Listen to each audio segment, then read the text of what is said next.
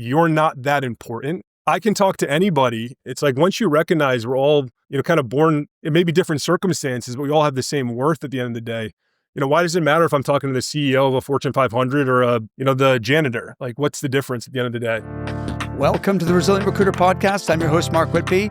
Today, we're joined by Brandon Glyck. I'm doing 100 cold calls. I have my little cold call script. I'm 19 or 20 at this time. And I start actually landing us business. Like, it was pretty cool. Like, looking back on it at the time, I didn't know what the heck I was doing. And I'll be honest, I was at one of the top schools in the country and I was cutting classes on a regular basis, taking candidate calls, going on meetings, again, pretending I had already graduated. I shouldn't say that, but Brandon is the CEO of Quantum Search Partners in Virginia, where he leads a passionate team of tech and executive recruiters. People get into like the business world and they put on their business hat and they're not genuine in those conversations.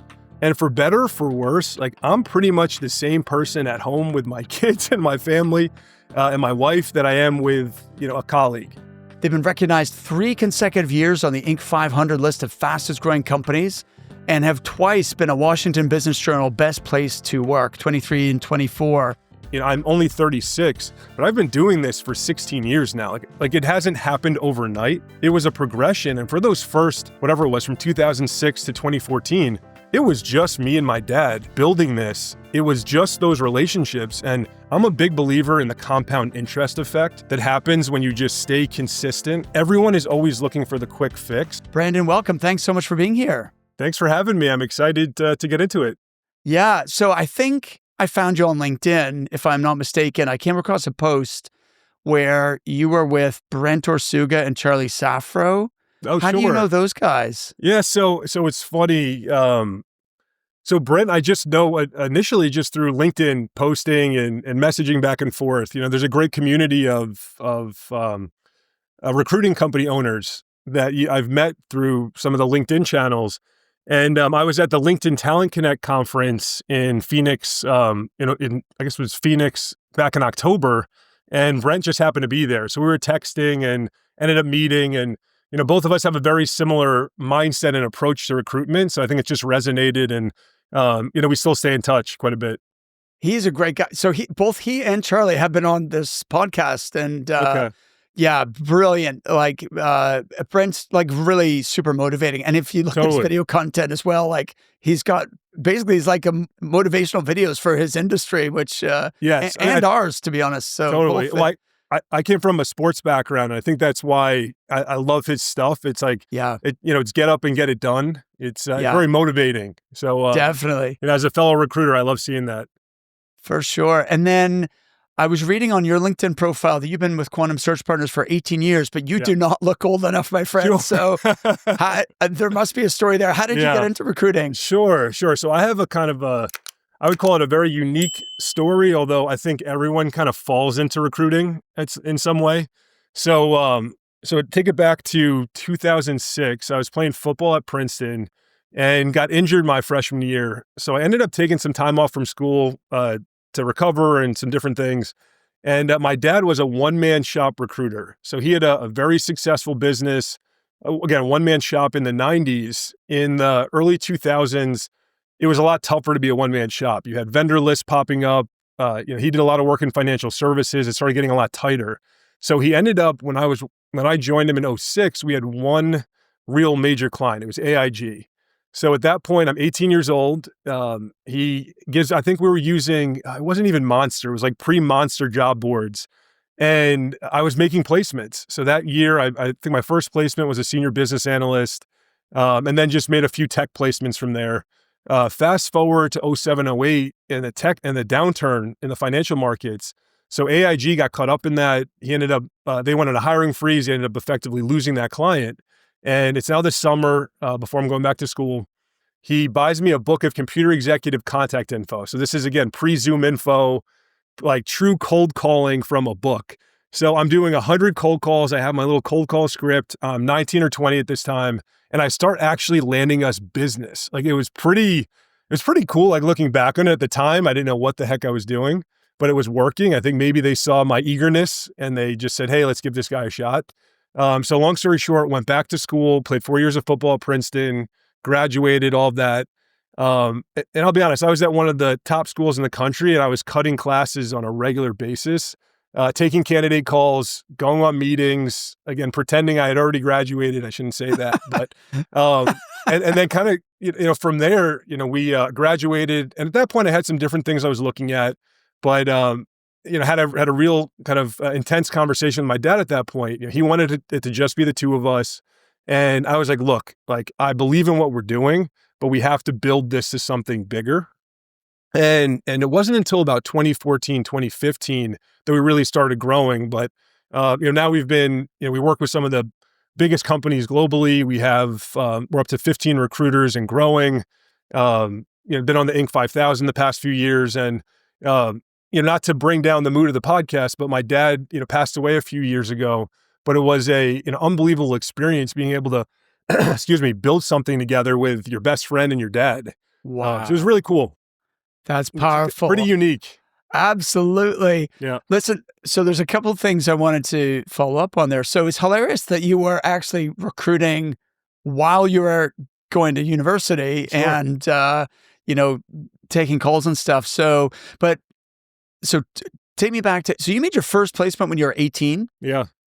Wow, that's phenomenal. A little different. Yeah. So what gave you the confidence? Because it's funny because I had a gentleman in the podcast before, great guy, Pinnacle Society member, really successful executive search within private equity. And he didn't really believe that someone young could would have the gravitas or the commercial just experience to be able to relate to senior leaders. And, but I don't necessarily think that's true. Like what was your approach when you're that young to speaking to clients and candidates? Definitely. That's a great question. And I'd love to speak to that person too, just to get their perspective. I think I am and was a very success-driven person. And, I was home during that period of time with not a lot to do. And I was used to, being a good athlete, doing these, achieving at the end of the day. So it gave me an opportunity to do that in that moment. So I think that is partially what drove me. And I just went all in on it. Like, I think part of it, I was just so naive at that time. Yeah, exactly. And I saw my dad doing it. I mean, my dad would close deals like sitting on a lounge chair in the middle of our, living room, from the time I was like 5 years old. So I think I just witnessed it. So I'm like, well, if he can do it, why can't I do it? And you do the research on the companies you're representing, you learn about the skill sets and you just dive into it. And I don't think age is the differentiating factor. I think sometimes it's confidence or like understanding. Yeah, I think that's a big part of it. And I don't think I was even that confident. I just think I was so naive to know what I didn't know that I just didn't care at that point, and I just went for it. And I think that's what made it possible in that moment. Great answer. I agree 100%. I think it is about, I do think confidence matters. Like, I think it's about here's how I look at it, Brendan. I think that by being born on this planet, I am equal to any other person. I don't care what their job title is. Now there's people who know a lot more than me for sure. And there's people who are more senior than me in terms of like their job title and they're maybe running a big company. But ultimately it's one human being talking to another. And like, and if I'm sincerely curious about that person, I want to learn from them. I also think that I can bring something to the table to them. Then the focus is just on how do we connect here? And, that becomes the focus rather than fixating on, well, I'm here and they're up there. So that makes sense. Well, it's interesting. Like my dad gave me this advice at one point, and I think I was literally listening to a podcast where I think Kobe Bryant said something very similar, but it's effectively like, you're not that important. So once you recognize that, it's like, oh, so nobody's that, like, I can talk to anybody because we're all, like, it's exactly what you just said. It's like, once you recognize we're all, kind of born, it may be different circumstances, but we all have the same worth at the end of the day. Why does it matter if I'm talking to the CEO of a Fortune 500 or the janitor? Like, what's the difference? Exactly. And also, I think that a lot of leaders like talking and sharing what they know. Definitely. To potentially someone younger as well. So it's almost like although they may be a client, they're in a sense a mentor as well, right? They Totally. like sharing their knowledge and experience and wisdom and everything else. So, well, I did this thing quite often at that point where I would effectively be very open with what I don't know. yes. And I'd be talking to candidates and I'd be asking them, hey, can you educate me? Like, I'm fairly new to this.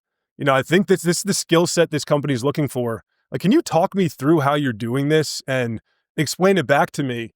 And it was also a way to vet if a candidate really knew what they were talking about. Yeah. So it's pretty interesting. Like, I was learning and also getting better at vetting candidates at the same time. Yes. And I think some of that, like, I'll call it naivete or whatever how you want to frame it. But that really, I think, drove some of that, hey, this is a guy we might want to work with. Amazing. Yeah. So you and your dad,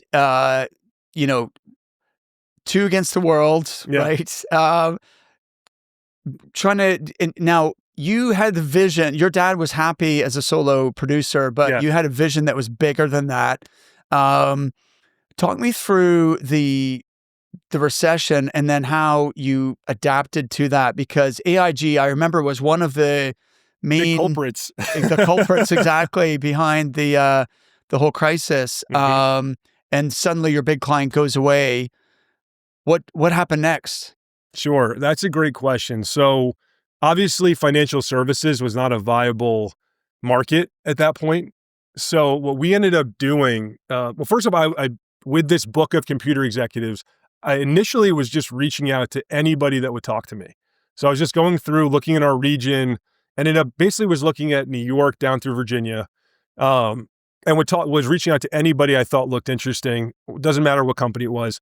What we ended up doing over time is we got into a health IT company. And at that point, health tech was starting to boom a little bit. You had a lot of the EHRs emerging. You had a lot of really interesting kind of, patient engagement and patient education platforms coming out. So I got into one or two of those companies. And then initially that was my main focus. So I became effectively like a health IT recruiter for a period of time. That was the main target. And that's how we started building the business. It wasn't really until I moved from New York, New Jersey area to DC in 2014 that we really started branching out. And, now we do work with, we work with Fortune 500s. We work with a ton of the major consulting firms, several startups across cybersecurity, health tech, fintech, and a lot of mid-market as well. Like our focus has stayed specific in certain areas, but like the industry has broadened quite a bit. But I think initially as we were building, that focus was really critical. Okay, awesome. So tell me about the business development approach and strategies in the early days, and then like cold calling through a book of computer executives versus, how you do things today. Definitely. So it's interesting because that cold calling piece, I would say, was fairly short-lived. So what ended up happening is we brought in a few clients, and for better or for worse, I've always been very focused on relationship development and keeping in touch with people. And what we found over time is that, we'd be working with a VP of HR or director of engineering that, we had a great relationship with, we placed some top candidates with, and then they'd move and go elsewhere and they'd bring us with them. So from 2010, 2011 until really up until about 2023, I don't want to say all of our business has been referrals, but as I look through we keep tabs on all of this. As I look through our clients, almost 85 to 90% of them have been through referral. And we've worked with close to 200 companies at this point. It's been delivering at a high level, keeping in touch, like placing a candidate and then keeping in touch with them, wanting to see their progression through their career and truly caring. Like, it's not just about getting more business. It's about actually wanting to see these people succeed. And that's lent itself up until about 23 when the tech market really got hit. For better or for worse, that was how we built the business, was through referrals and just delivering really well and staying in touch with people. Okay, I want to do a deep dive on this because you guys have built a $5.5 million business almost entirely on referrals. Mm-hmm.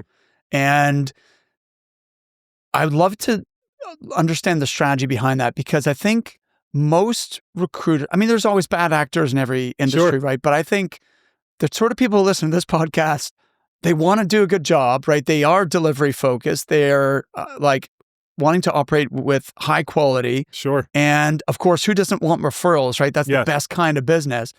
But you've found a way of leveraging those relationships and those referrals to scale from 2 people to, a team of 15 recruiters, now, which is phenomenal. So, can you break down that strategy a little bit for me? Sure. And I didn't mean, so we're 12 recruiters, 3 back office. Got it. Okay. Team of 15. Yeah. Thank you. So, it's been interesting. I think a big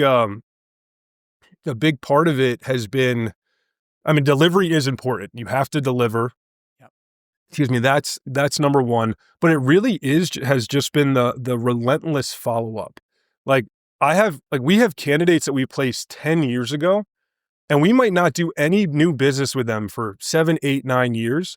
And it's that 10th, 12th check-in that gets you to that, to that referral that gets you business. And I think that part of it is, maybe is the business development piece of it, like having that in the back of your mind. But in reality, it's I don't know, it just has seemed like truly caring about the people you're placing and the companies you're representing, and then just following up relentlessly, in a not in a way that's asking for business, in a way that's just genuinely showing you care about the people you're working with. That has lent itself to a lot of these referrals. You have to think about this too. I'm only 36, but I've been doing this for 16 years now. It hasn't happened overnight. It was a progression. And for those first, whatever it was, from 2006 to 2014, it was just me and my dad, building this. It was just those relationships. And I'm a big believer in the compound interest effect that happens when you just stay consistent. Everyone is always looking for the quick fix. And even as, we've shifted some of our strategy, because obviously 2023, the tech industry took a hit. A lot of the major clients we work with, which include consulting and early stage tech, those 2 specifically got hit really hard. And historically, that's about 50 to 60% of our business. So, thankfully, we're able to bounce back and find some new areas of growth. So we were able to make it through that period pretty successfully. But it took a shift in mindset, and we went from just doing referrals and relationship building and some outreach, but kind of here and there, to, hey, we need to double down, not just in relationships, not just in, cold outreach, not just in posting, not just in, reverse marketing. It's all of these things combined, and it's not doing it for a week. It's doing it consistently over 6 months, 9 months, 12 months. And that's when the results start happening.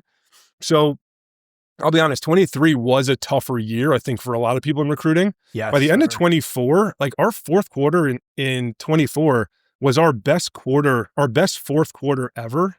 And it was our top 3 quarters in our history. So I think it's just one of those things. It's you don't see it immediately. You see it 12 months later, the effects of that hard work. Brandon, I'm so glad you said that. It's funny. I had, the compound interest analogy you gave. I had that exact conversation earlier today with one of our coaching clients. Oh, really? And they were saying, I feel like we're doing so many things right, and it's just not, we're not getting traction. And he is doing a lot of the right strategies and tactics.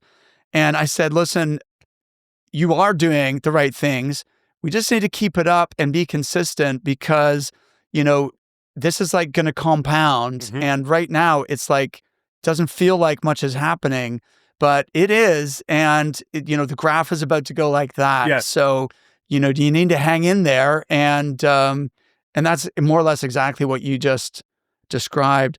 I want to circle back though. I wrote down the word relentless follow-up. What does that look like?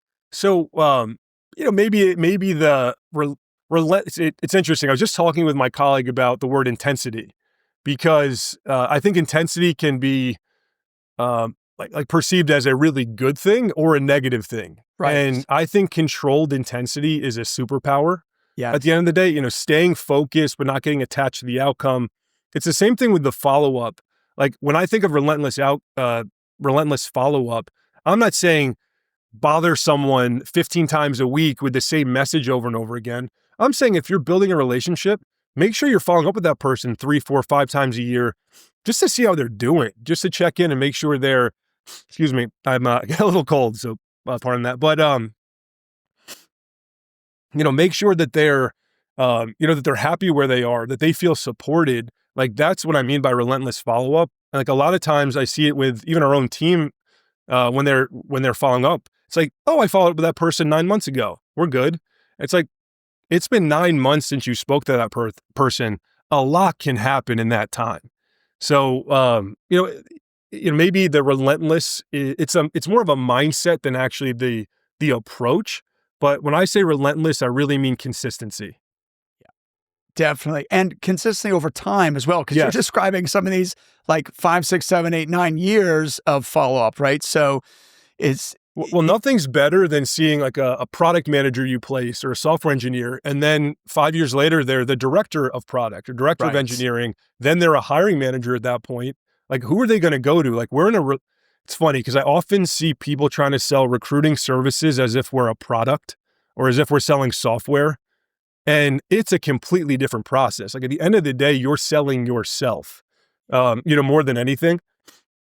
You could be at the best recruiting firm possible, but if you're not, like, if they don't want to work with you, you're not going to win that business. Absolutely true.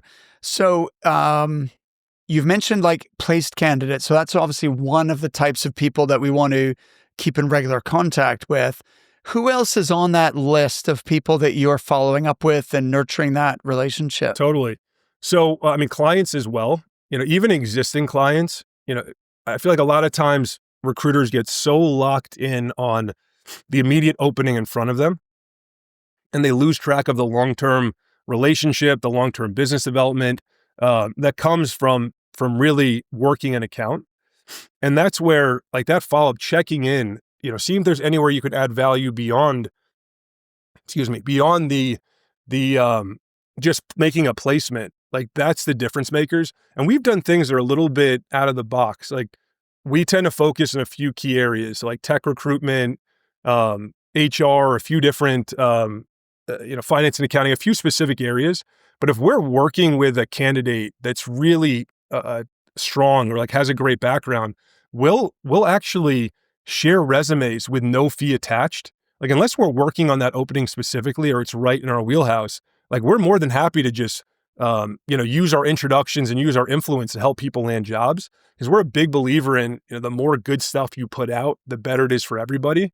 And a lot of times, like, you're not doing it just because it comes back as, in terms of new business, but it's like, how can you really add value to your clients and build a real relationship? So it's like doing those things that other companies might not think to do, have made a difference long term. That's cool. That's awesome. So you've got obviously your existing clients, you've got candidates you've placed. Are there any other types of people that you're putting yourself in regular contact with? Sure. So if, we get reached out to a lot by candidates that are looking. Mm-hmm. So I actually keep I call it a free agent list. So it's about 25 to 30 people that I'll keep at any given time that are actively looking. These are typically going to be kind of director and above candidates, but they don't have to be. They just have to be someone that I think, hey, this person has a lot of potential. Like, I could see this person representing one of my clients well, someone I just want to stay in touch with. And I'm a big sports guy, so that's why I call it my free agent list. Got it. But, but that's been really helpful because what I've seen is when you go out of your way to help people and they're like, when they need support, like, people remember that. Not everybody does. But it's also just a chance with our job. Like, you do have to be at times so focused on closing the deal and the fees and all that kind of stuff, like, to actually have a chance to give back in a meaningful way, help people in their career journey, like maybe help someone when they're down. Like, it's really cool. And it does tend to help your business overall to do those things. Yeah. Long term, it definitely does. I think recruiters feel somewhat, we're under time pressure, deadlines, targets, and this active candidate who you can't really help right now feels like, I don't have time to spend 30 minutes with this guy helping him with his resume or whatever. So but obviously you've got a much more of a long-term mindset to that. Totally. Do you have a sort of certain number of hours per week or per month, you're doing kind of pro bono stuff like that, which may or may never really come back to you? Well, it's interesting. I guess I've never thought about it as pro bono. I think about it as, we're putting our name out, like it's marketing for us at the end of the day. Okay. Like we're getting our name out there to more people that could potentially be in a position of influence at some point. Yes. And we get to help people at the same time. And, I'm in a unique position too. I mean, I'm the owner of the business, the CEO. Like I'm not necessarily as involved in the day-to-day sourcing and recruiting and delivery anymore. Yeah. So like if I was a recruiter doing this, I would maybe slot 2 hours a week to having these conversations. Like I wouldn't want to make my whole calendar this. I'm in a different scenario because my main priority is building relationships and driving new business to my firm. So it's a little different, but I still think it's an important thing to consider as you're looking to build your book of business as a new recruiter or someone that wants to go from recruiter to account manager, et cetera. Fantastic. Love that. So you've got this mindset of building relationships over time and never losing touch with people, the relentless follow-up. And how many touch points per year is that? And what's the channel? Is it the phone? Is it email? Sure. Like really paint a picture for me. That's a great question. So I think typically it's anywhere from like 4 to 6 touch points a year. Mm-hmm. And it's a mix of things. It's email. It's just picking up. Like I'm a big believer. If you have a relationship, just pick up the phone and call. Yeah. If it's someone I haven't talked to in a while, maybe I'll shoot them a text, check in. Hey, let's grab 15 minutes when you have time today. I don't really overthink it. And I think that's part of it too. There's so much overthinking goes into BD. And like, do I have the perfect process? Am I doing everything correctly? Like sometimes you just have to let it rip. I hate to put it that bluntly, but that's a big part of it. Like I see that's the biggest factor even with my team that holds them back. I always hear, well, I don't know how to do it the right way. I don't know the perfect messaging. Like you can do things to make your messaging much more effective. And I'm sure we'll get into outbound and some of the things we're doing the past couple of years to increase our book. But like at the end of the day, you just have, it's just doing it, it's doing the follow-up, holding yourself to it. And I'll be honest, like I keep a Excel spreadsheet. Like there's not like we have a great ATS that we use, Crelate. But like as far as this type of follow-up, I just have a spreadsheet with hundreds of people in it. And I'm constantly checking this thing. When's the last time I touched base with this person? How am I going to follow up with them? And you just make sure you're checking that off consistently. Okay, so that's really interesting. It's super low tech. Like you've got a spreadsheet, right? And you're just not overthinking it. You're just like, hey, I've not spoken to that person for a while. Let me shoot them a quick text and follow up with a phone call. And I think you're so right. It's easy to get paralysis by analysis. I'm guilty of that myself, where I want it to be like all perfect before I, initiate, and that's not the right approach, right? So I think that's powerful. We have done like the SDR thing. We've hired multiple SDRs. We've had like more BD focused folks. We've brought folks out of tech to help us with these things. And I've just recognized over the years that it's like I mentioned, like this isn't software sales. You're selling yourself, you're selling your company's values at the end of the day. And a lot of it is just talk until you actually get in the ring and deliver. Yeah. But like I think that's been the wake up call. So it's like even with our outbound, like we have found ways to automate and increase our volume of outreach, but like we're still doing it in a way that we can personalize messaging. We can, throw the PS about, something interesting we saw about that person's background. We can call out the specific company and their values. Like there's ways of doing things where you bring in tech to automate, but you also deliver the relevance, so relevant clients and also the personalization. And I think in our business, especially now when it's so easy to just send thousands upon thousands of emails and messages, like it's the only way to cut through the noise. I agree 100%. It's funny. So you mentioned Crelate. I was just on their podcast. It came out cool. this week, the Full Desk Experience with Courtney Harmon. And I'd love to talk about outreach and personalization in a second. I just want to really make sure we nail down this relentless referral process that got you like 80% of the way to where you are today. If you've got hundreds of people on your kind of keep in touch list, How does that break down in terms of like, and your touch point and your 4 to 6 touch points a year, how many is that per week that you need to be intentional about reaching out to? That's a great question. So I actually do this thing too. Again, very low tech in a lot of ways, but I just set reminders in my calendar. So I set it before the day starts, it's like as a reminder. And as soon as I talk to that person, I'll set it for, okay, 2 months down the line, check in with this person, follow up. The volume, it depends. So, there may be hundreds. I mean, honestly, there's probably close to 1,000 plus people on this list. There are ways to go through that and know, okay, this is someone that I have a really strong relationship with and that I want to check in with 4 or 5 times a year because I know we really have a bond. We connected. Like this is someone that's going to advocate for me. This is someone I care about and I want to see them succeed in the same way.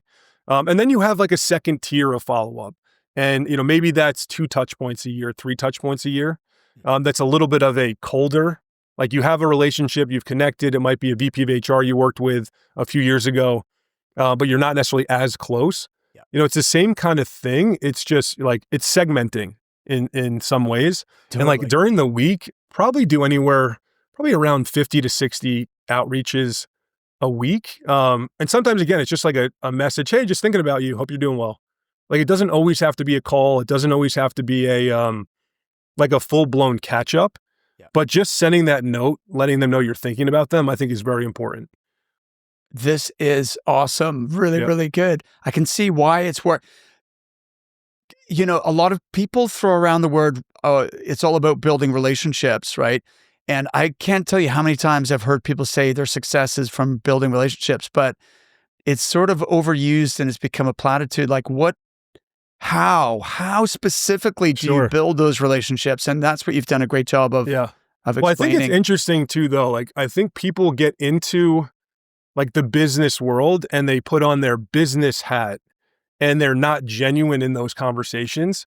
And for better or for worse, like I'm pretty much the same person at home with my kids and my family and my wife that I am with, a colleague. And that doesn't always play, but in a lot of instances it does. And when it does, it really resonates. So I think that's part of it. Like you're not getting any BS with my team. And when you work with us, I think that's a big part of it. Like it's being your true self in those conversations, is where the impact starts to happen.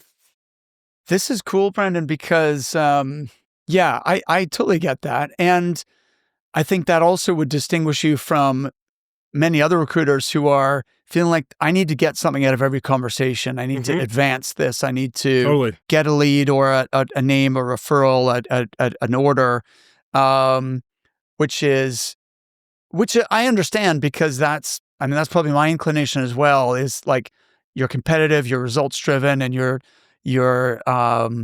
but it sounds like your mindset is different. So like when you're approaching that conversation, what is it you want to achieve on that call? Yeah, good question. So one of my colleagues, Zach, always mentions this. I think it's a great quote.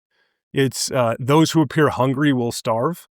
Okay. And I think it really resonates. It's like if you're on a conversation and they can sense the desperation or you're just trying to get something out of them from that meeting, it generally doesn't work that well. Like you're not going to get the outcome that you're looking for anyway in those instances, unless they're really desperate on their end for good candidates. So I think part of it again is like taking a step back, recognizing that this business is all about timing. So like you could have a great relationship and they just don't have an opening that you can work on, or they don't need your help that year. Like that's just how it goes. So I think part of it is I've just been doing this for so long that like I'll be honest, when I first got into this and got those first phone calls and cold calls, like I got to lock this in. Like my life depends on getting this deal closed. And over time, you just recognize it's not about that in the moment, deal necessarily or getting that contract signed. It's like, it's playing the long game over time, because this is a great business if you can just stay consistent to your process. Where this business gets really challenging is if you're constantly riding this up and down wave and, I'm really hot this week, I have these great openings. Then you forget about business development, you forget about relationship building. And, that's where I see people really fall off, typically. Really interesting. So, Brandon, I'm pretty intense, and Hmm. I like this kind of conversation. I love Yeah. because it's like, you know, but I am terrible at small talk. Hmm. I hate it. I feel uncomfortable, and Sure. like, what pointers can you give me in terms of like just being natural and conversational and trying to get to Yeah. know people better without any pressure, without trying to ask about, you know, their Sure. business, like yeah, how do you have go-to questions that you find open Sure. people up? Well, I mean, like, what do you like talking about? I like talking about business and you know, vision and Yeah. strategy and that kind of stuff, but that's not Like, necessarily can you? appropriate for a 2-minute Yeah. like catch-up call, Sure. right? Well, that's a good point, and it's interesting, but I've always been very curious, and like Yes, me like too. I'm the kind of guy. I hate to admit this, but like if you sit next to me on a plane, you might not like me because I will try to initiate a conversation. Like I hate to say it, Okay. and I've gotten better. My wife's made sure I've gotten better at this over She's time. elbowing you going, Yeah, she's like, Brendan. "Please, this person doesn't want to talk to you." But, I think part of it is, like, I am genuinely curious, like, outside of this conversation, like, I would wanna know about your family and your home life Yeah, what your aspirations are and genuinely get to know you, and that's always been something like, I don't know if I don't know how to tell someone that doesn't like that how to do that, yeah, but I think part of it is, like, some of this job is fake it till you make it at the end of the day, and it might just be like, I don't know that I always like that. It might just be something that I've trained myself into, yeah. like, because it has been, kind of a helpful thing in business. Like, the more you know someone, their whole picture, the easier it is to have a real relationship with them. For sure. And don't get me wrong, I do care about people. I Yes, of am course. interested in like their family and their Yeah, kids and all that stuff. And I've got kids, we can yeah, relate on that. I just feel, I find it awkward to like yeah. get into that sort of conversation, but I admire anyone who can. And I'm sure you're right. It is anything as a skill that you can improve at, right? So, I mean, I um, used to be very shy. I mean, that's the funny thing. It's like as a kid in middle school, high school, I was on the shy side. And I think it might have just been that shock period of, hey, you're 18, here's a book of IT executives and right. start cold calling. And I think it honestly just shocked my system to the point where if I feel that like fear or awkwardness, I'm like, you just have to do it now. Absolutely. Yeah. All right. This is super interesting.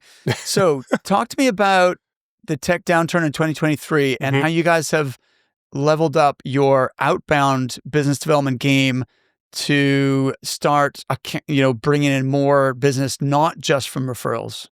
Sure. So that's a great question. So, yeah, I mean, up until that point, I mean, it actually got to a point in 21 and 22 where like things were so good, as you know, and my job primarily over the past few years has been to drive business. Once we got to a certain headcount, um, I mean, my job was pretty easy for a minute there.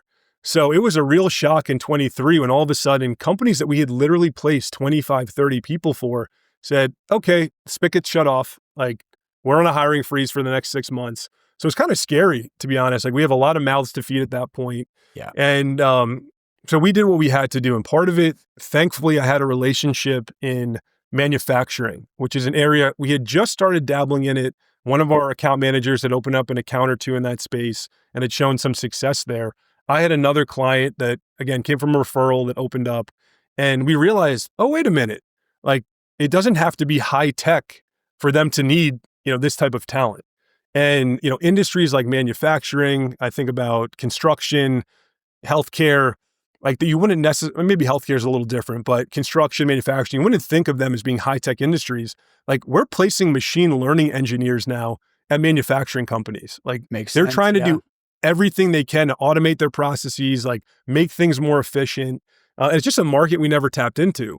So we started doing a lot of targeted outbound. Thankfully we had a few clients that we could name that we were working with in that space, and which made it easier. I work with another coach who is a big believer in the importance of relevance. So as you're reaching out, not just saying you do it, but kind of showing that you have the client base and what have you. So when we're reaching out and are outbound, and I should mention, we use tools for like Dripify and a few other things. Mhm. I mostly use it to automate connection requests, not to automate the follow-up. we were doing the automated follow-up for a minute, and it was kind of hit or miss. So we switched to more of a personalized, because we were doing relevance, we weren't doing the personalization. I think we've learned over time that adding in like the true personal notes, things you see about their profile, their background, maybe they've been at the same company for 15 years, like that's a really cool thing to call out. Yes. Or like they were a former, there's so many different things to call out that make you stand out, plus the relevance factor. That's where we've seen a lot of success. And it was interesting, like when we first started doing it, I was trying to find the silver bullet. So for 1 week, it was connection requests with a follow-up, couple follow-ups, just trying to get a get to know you call. Then it was, we never did reverse marketing. It was a little bit of reverse marketing, little success, kind of hit or miss. And then it was, trying to get people in our network to make, more introductions for us more directly. And there's several different things, or like reaching out to startups that got funding and different things. And what we've realized is it's not one of these things. Like it's all of these things. It's these 3, 4, 5 things that's still Correct. Tapping your network, but then doing it every single week. And the difficulty has always been, well, my team is delivering. They're working really hard sourcing great candidates. They're working really hard building account relationships. How do they build that into their day-to-day? Yeah. So part of what we've done, and it's very low key, but effectively, like we have an account manager. So in our team, an account manager is mostly handling the client relationship and should be starting to get into some business development. Like we now have them picking a lane. So it could be manufacturing, could be GovCon, could be, one of the areas we have a substantial client base, and they're just reaching out to 100 people a week or trying to connect with 100 people a week. Maybe they're connecting with 40 or 50 of them, and then just sending really tailored follow-up. Yeah. And it's not rocket science. It's nothing crazy. But when you compound it and you look at the business we're building, if an account manager already has some good accounts and they're adding another 3, 4 a year, they go from a $250K book to a $400 or $500K book very quickly with just a little bit of added consistency. So again, it's like we're always trying to find the silver bullet, but there really isn't. It's just compound. How do you compound your relationships over time? Brendan, this is 100%. I agree. I think it's human nature. We want the silver bullet. Like, just tell me one thing. And people ask me all the time, like, I know there's all these tools and there's lots of different, strategies and things I could do, but what's the one thing that I should do? Yeah. And that's going to bring in the most business. And as you said, well, you need to do a variety of things consistently over time to get that compound effect. Definitely. Because you can't, by the way, you use the term reverse marketing, which is super interesting because I've only ever heard Australians use that term. Most Americans call it NPC marketing, most placeable candidate marketing, I think is what you're talking about, where you have a candidate that you represent. Yes, it's the same thing. Yeah. Okay. Reverse marketing sounds a little better. It sounds cool. All right. So reverse marketing, you've got the LinkedIn outreach, you've got like 3 or 4, 5 different things. Yes. And you get a little bit from all of those things, then that together gives you enough new business, those new 3 or 4 accounts a year. Definitely. Right.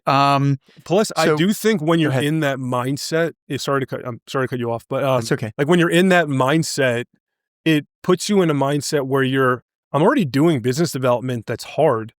Why don't I do the business development that's easy and start reaching out to the people I know that I see posted job or, just got promoted to VP. Yeah. I think it's so easy as a recruiter to just be heads down trying to close placements, and you lose touch of, wait, I have a lot of opportunity around me that I'm not really taking advantage of.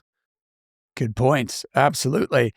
You said a couple things that were interesting. So relevance combined with personalization. Actually, do you mind sharing your tech stack? Like, what are the tools? You said you've tried a lot of different things. What are the things that have made the cut that you're still running with?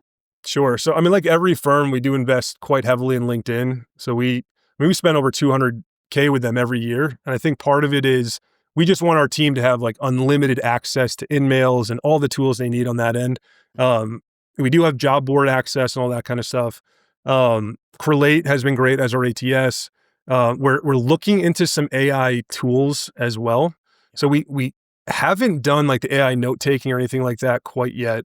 We've demoed a few of them.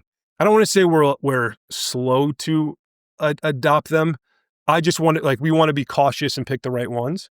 Yeah. And then there's even like we've started to look in some of these, like digital recruiter things, and as candidates apply, helping with the screening process and things like that. Mm-hmm. We're big believers in the human element of Yes. recruiting. So we don't want to lose that in the process. And I've heard, I think he was on your podcast. Is it Mike Anderson? Was he Maybe. on your podcast? Yeah. It was someone, I thought I heard on your podcast, but basically the notion of like that first touch point is so important because that's where you're really finding the connection and you're really kind of doing the vetting that helps you towards the end of the process. So we're trying to figure that part out. But on the BD side, it's like, I wish we were doing some things that were more tech forward. Like we have Apollo, for some sequencing with email and lead gen. We have, we use Dripify and some of the LinkedIn automation, but we're not super advanced at that end, I'll be honest. So we use Apollo as well for email and Dripify for LinkedIn. When you started talking about personalization, I wondered if you were using like clay.com to leverage AI in your personalization, or is that still manual where like you and your team are looking at someone's profile, looking at your website, trying to find something that would be an icebreaker that you can say, hey, congrats, I can see you've been there, at your current firm for 15 years, or is that are you doing that? Oh yeah, we're using our noggins for that. And we're doing it. We're doing it. That is the thing that I have found difficult to replicate. And it might just be that we don't have the right tools. So actually it's one of the things, I know you're very involved in that. Would be curious to get your take on. But yeah, a lot of it has been using tools like Dripify to connect, automate that process. But then our follow-up and our outreach is very manual. Like we have certain templates and things that we use to make it easier, but like what caught your eye or the thing that makes that person special, like we're doing that by hand at this point. Got it. So here's the question that because you can't automate or use AI for everything, but you can actually do more than you realize. Sure. For example, like how long someone's been at a company and like get ChatGPT to round it up into the number of months or years or whatever, which a lot of people don't realize you can automate. So it does come across well like, hey, Brandon, congrats, 18 years with, with Quantum. AI can do that. Sure. So the question is, what are the things that if you had unlimited time and you really wanted to connect with somebody and show that you've done your research, what sorts of things would you pay attention to? Like what, as a human being, looking at their profile, what are the key things? And then is there a way to automate that? And some things, the answer is yes, some things, the answer is no. But so I guess the question to you, when you're looking for those personalization elements, what are the key things that you're looking there? Sure. That's a great question. So some of the things we tend to look at is, first, I was a college athlete, so that's an easy thing to connect on. Were they a college athlete? Were they involved in different things? Do they volunteer? Like, are there certain things? Again, like a lot of our team has, volunteers at certain things and has an interest in that side. Is that a place we can connect?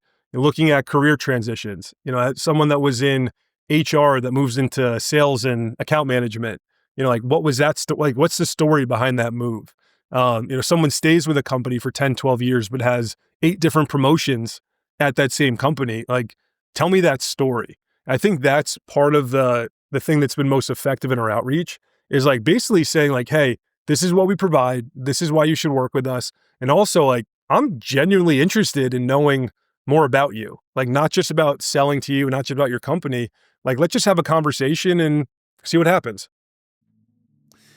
That's really cool. And like, how long would you spend per person? Like, so you've given a really simple, but I think effective cadence. So 100 connections a week, 40 people accept, right? And then you're going to do a personalized follow-up with 40 people. How long per person do you spend thinking about like, oh, this is what I want to mention? Definitely. And I want to preface with, I didn't say this was the most efficient process, but it is, sometimes it is just doing the work. Yeah. So what we end up doing is like, typically it's in the evenings for me. Like our team, if I have my team doing this outreach, they're might be budgeting, 3 hours once a week to just knock it out. Got it. So what we end up doing, I would say maybe it's 5 minutes per profile to write that messaging. We do have some templates built out. Like on the relevant side, it's easy to have templates. It's hard to have personalization built into a template. So that's the part that I think typically takes 3 to 5 minutes. Proofread, send the message. And then on LinkedIn, you can actually star messages that you've sent. So what we end up doing is we'll star that message. It brings the person to the bottom of the list on the starred messages. And, once a week, twice a week, you go back to your starred messages, and that's where you do your follow-up. So we typically do cap it at 2 or 3 outreaches. Like we don't want to be annoying. We want to make sure they saw our messaging, but at the end of the day, there are ultimately like close to infinite people you can reach out to at any point. So I do hear a lot, 10, 15 touch points. With what we're trying to achieve, I think 2 to 3 tends to be what we go for. And it really is kind of manual. Yeah. Yeah. So with the 10 to 15 touch points, I think it's a question of over what time frame. Sure. Right. And so like similar to your relentless follow-up philosophy, it's only like a handful of touch points per year, but it's like you're just going to keep following up. And I think for me, the 12 to 15 touch points is similar. Like you might have a burst of 3 at the beginning to try and get a conversation going.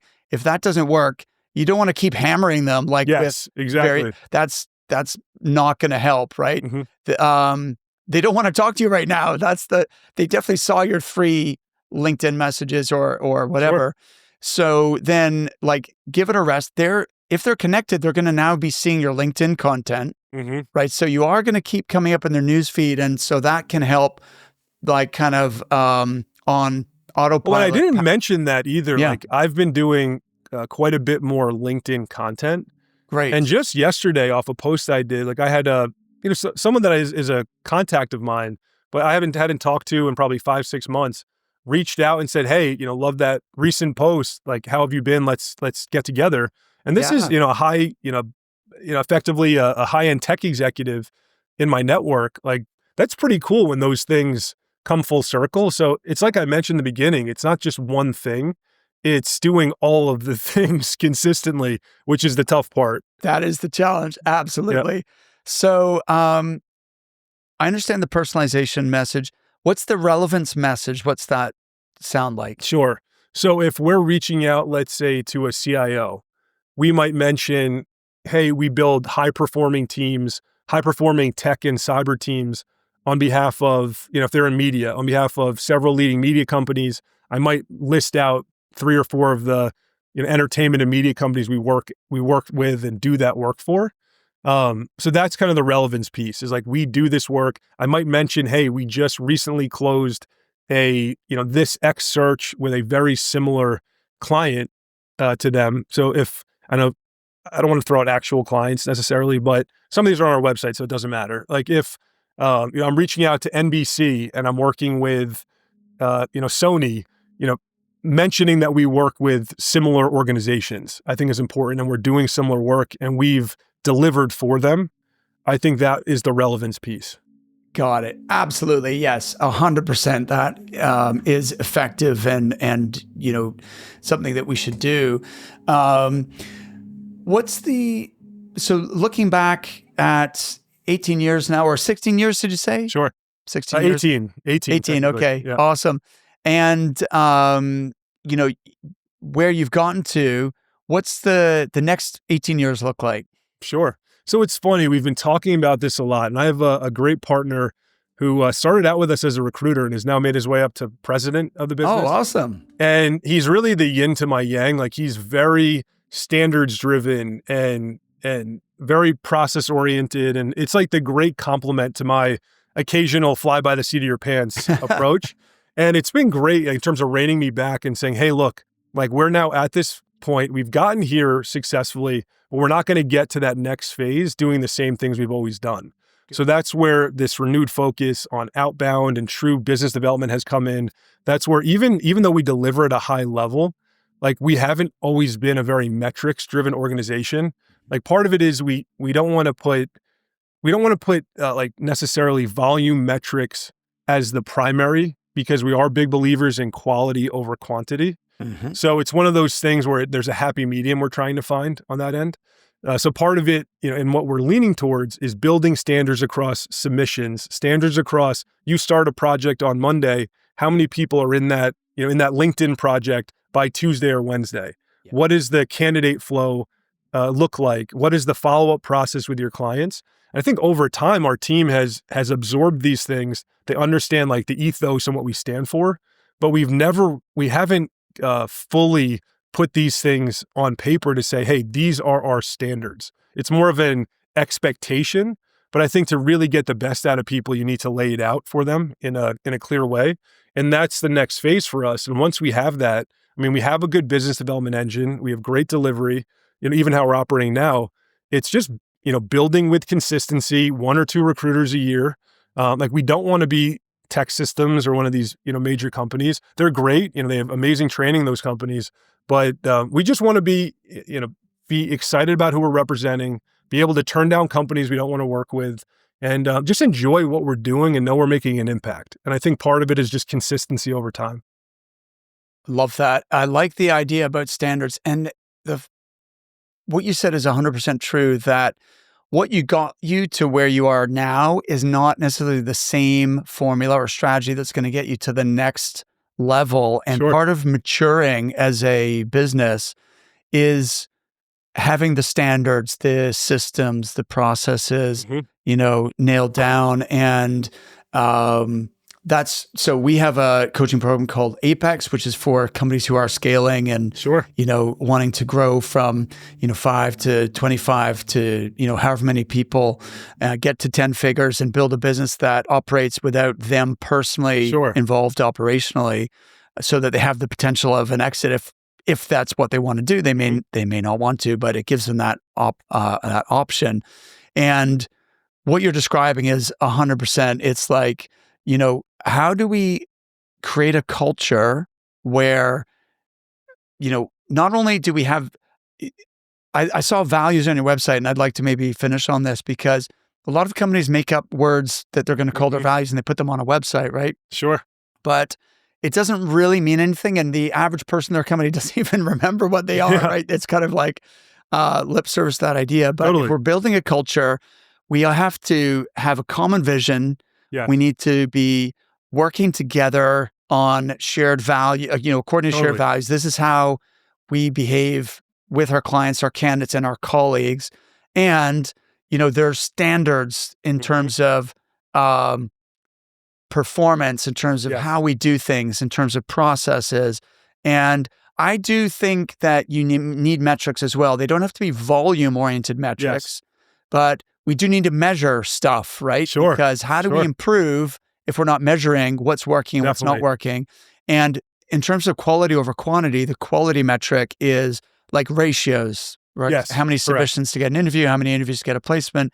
And if we know both as a company as well as individually what those metrics are, now we have the dashboard that we can dial things in to allow everyone to perform better, with the same amount of effort. So Definitely. I've talked too long. Let you respond to that. This is great. And it's interesting. Like I think I did hear this on your show. It's Jeremy Jensen. Yes. Who always, we don't know each other well, but like anytime I've ever reached out to him on LinkedIn with a question, gets back to me in 2 seconds with a really genuine answer. So seems like a terrific person to learn from. And where his company is in a way like where we're aspiring to get to, and that level, obviously, of production. And he talked about core values and how they use that as a way to really keep standards at their company. And it's interesting, like it got me thinking about it a lot. And like you said, like we do have these values and listed on our website, but like, are we embedding that into our day-to-day? And that's something that we've really been focusing on, especially since 23. Like I feel very strongly about every person that works at my company right now. I haven't always felt that way, to be honest. But a big part of it is like the people that are working, at my company now, like I want to be in the trenches with. They do live out our values to the best of their ability. Like it's really cool having that cohesion, and it makes it very easy to weed out people that just maybe aren't a good fit for your business long term. Yes. Amazing. Yeah, one thing I did want to share Yeah, that go I for it. forgot to mention. So we've always, positioning ourselves has always been interesting because we've tried to go after executive search. And then we go after, because we do tech recruiting, go after all levels of tech recruiting. We do contract recruiting. And, it's been interesting over time. I've recognized like we've taken a step back and realized, what do we do better than other companies? And, there are, if it's an early stage tech company, what have you, like we do have a great track record with executive search, but there are companies out there, the Corn Ferries of the world and what have you, like that's who should be placing the CEO at Pepsi Cola. Like at the end of the day, that's their area that they operate in most effectively. Where we come in and I think we do our best work is delivering really top-notch directors, managers, high-end engineers, high-end ICs.